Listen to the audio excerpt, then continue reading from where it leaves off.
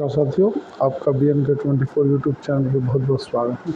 साथियों, हमारे मित्र हैं राजेंद्र जी, वो मेरे से बार बार बहुत से क्वेश्चन आ रहे थे, पर आज हम वैसा कोई क्वेश्चन पर जवाब ना देते हुए आज हम जो भारत के टाटा रतन टाटा है, जिनके आज स्वर्गवास हो गया, वाकई भारत की एक महान हस्ती थी। आज हम उनके थोड़ा सा जीवन पे चर्चा करने जा रहे हैं। साथियों, हम अगर टाटा रतन की बात करें, रतन टाटा की बात करें, तो सबसे पहला जो उनके एम्पायर, उनका बिजनेस मॉडल कौन संभालेगा, ये सब चीज़ों का जो क्वेश्चन निकल के आ रहे हैं, उसको हम थोड़ा सा समझते हैं। देखिए क्या है, जो रतन जी हैं ना, रतन टाटा जी ने अपने होश हवास में इस समस्या का समाधान पहले ही कर चुके हैं।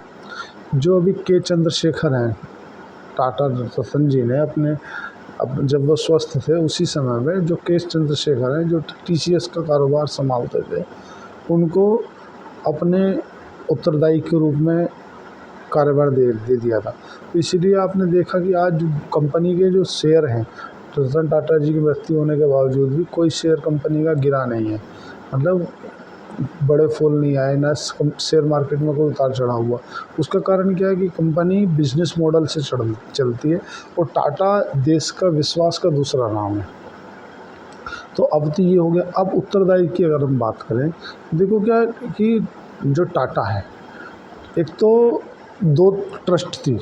एक तो है अपनी टाटा रतन द ट्रस्ट, और एक है सर दोरबा द ट्रस्ट। ऐसे करके दो ट्रस्ट हो गए। जो मालिक थे वो टाटा रतन जी थे। ऐसे करके ऑल ओवर टाटा कंपनी की 66% की जो हिस्सेदारी थी वो टाटा ग्रुप के पास में, मतलब रतन जी टाटा जी के पास में थी। अब वो स्वयं ही अभी तक उनकी होल्डिंग थी। उनकी जो पर्सनल है ना, उनकी पर्सनल पे कोई विचार नहीं है, क्योंकि उन्होंने क्या किया, उनकी जो पर्सनल संपत्ति थी उसको एक ट्रस्ट बना के और उसमें दे दिया। आज भी जो कोविड जैसे समय में उन्होंने लगभग 1,500 करोड़ का दान दिया, और हमेशा वो दानवीरों की सूची में पहले नंबर पर रहे हैं। कभी भी टाटा रतन जी ने कभी अभी तक भी उन्होंने अपने व्यक्तिगत फैसलों के लिए, जैसे कंपनियां होती हैं कि अपने व्यक्तिगत प्रॉफिट और लाभ के लिए धंधा करती हैं, लेकिन कभी भी टाटा रतन जी ने ऐसा नहीं किया। टाटा रतन जी क्या करते थे कि जो देश के हित में होता था वैसे फैसले लेते थे। जैसे जब एयर इंडिया को JRD टाटा जी ने बनाया था उनके, तो सरकार ने उसका टेक ओवर कर लिया था। लेकिन जब सरकार को उस एयरलाइंस के बिज़नेस में लॉस होने लगा, तो फिर सरकार उसको सेल आउट करने के लिए लाई। तो उस समय भी टाटा रतन जी ने बिना कुछ सोचे, रतन टाटा जी ने बिना कुछ सोचे उसको प्राथमिकता दी कि नहीं, हमारी है, हमने सरकार को टेक ओवर की थी, तो अब हमें ये वापस दे दीजिए। और आज भी एयर इंडिया जो है सरकार उन्हीं के पास में है। तो साथियों, अभी हम थोड़ा सा एक उनको समझते हैं। देखो क्या है कि जो उनकी 3800 या लगभग 4,000 करोड़ की संपत्ति, उससे अलग थोड़ा हम समझते हैं उनके परिवार के स्ट्रक्चर को। तो जमशेद टाटा थे ना, उनके 2 बेटे थे और 1 बेटी थी। जमशेद टाटा के 2 बेटे थे, 1 बेटी थी। एक तो था तुम्हारा दोराबाई जी टाटा, और एक थे रतन जी टाटा, और उनकी एक बेटी थी जिसका नाम था धुनीबाई टाटा। अब जो रतन जी टाटा थे, उनकी जल्दी मृत्यु हो गई थी। जल्दी मृत्यु होने के चलते उनकी जो पत्नी थी, वो एक पारसी अनाथालय से एक बच्चे को गोद लेके आई थी, जिसका नाम था नवल टाटा। अभी आप समझिए, तो नवल टाटा जी ने क्या किया कि 2 बच्चों को गोद लाई थी, JRD टाटा, नवल टाटा। तो नवल टाटा ने 2 शादी की। नवल टाटा ने 2 शादी की, एक तो सुन्नी टाटा और एक सोमन टाटा।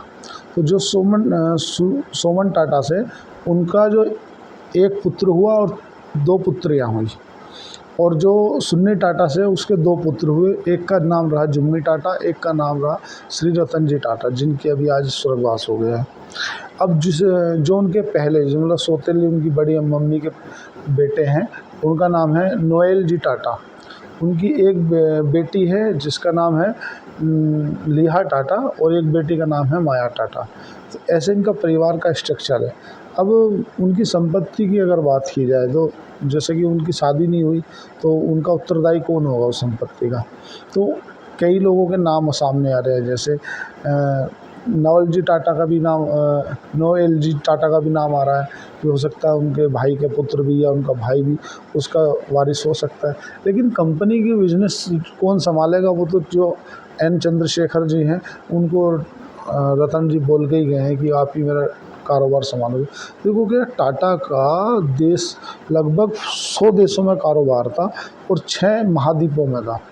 जो एशिया महाद्वीप होता है ना, ऐसे अफ्रीका महाद्वीप, एशिया महाद्वीप, और 100 देशों में लगभग टाटा के जो अगर 1000 करोड़ रुपए रेवेन्यू आ रहा तो उसमें से 600 करोड़ रेवेन्यू एक्सपोर्ट से आ रहा है। मतलब टाटा का आप यहाँ से अंदाज़ा लगा सकते हैं कि टाटा का नमक से ले करके और बड़े से बड़े लैंड रोवर जैगवार तक का जो बिज़नेस है वो टाटा कंपनी का है।